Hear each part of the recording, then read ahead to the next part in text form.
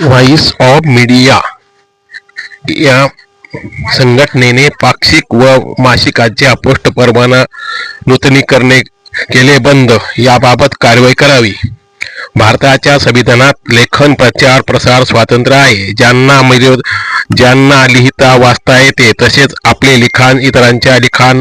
इतरांची लिखाण प्रसिद्ध करून आपापल्या भाषेत ते प्रकाशित करून प्रसार करण्यासाठी पोस्टाची सवलत 70 वर्षापासून पाक्षिकांना सवलती दरात पोस्टाद्वारे पाठवणे सुरू होते। परंतु जेव्हा जेव्हा मासिकाचे पोस्ट परवान्याची तारीख संपली तेव्हा संपादक, मालक, प्रकाशक पोस्टाच्या दारी गेले।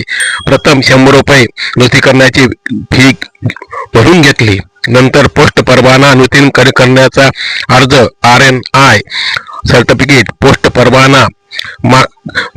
परवान्याची मागच्या पोस्ट परवान्याची प्रत, 2 वृत्तपत्र संच, साभार घरी पाठवण्याचा क्रम भारतीय पोस्टाने केला। परंतु त्यांनी साप्ताहिक किंवा दैनिके करा असाही अनमोल सल्ला या पाक्षिक मासिकाच्या संपादकांना दिला। ही पोस्टाची हुकुमशाही स्वातंत्र्याचा गळा घोटलेली आहे। सुवर्ण महोत्सव वर्षाला पाक्षिके आणि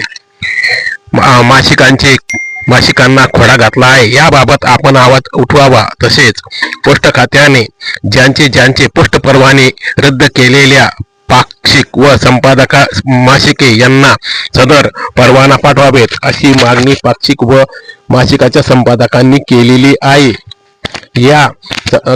जर पाक्षिके व मासिकांना साप्ताहिक व दैनिक करण्याची जी हौस पोस्ट खात्याने केलेली आहे त्यांनी या पाक्षिक व मासिकांना आर्थिक अनुदान सुद्धा करावे। तरी व्हॉइस ऑफ मीडियाने दखल घेऊन जनरल पोस्ट मास्तर मुंबई व संचार मंत्री श्री ज्योतिरादित्य सिंधिया यांच्याकडे मागणी करावी अशी ही मागणी संपादकांनी केली आहे।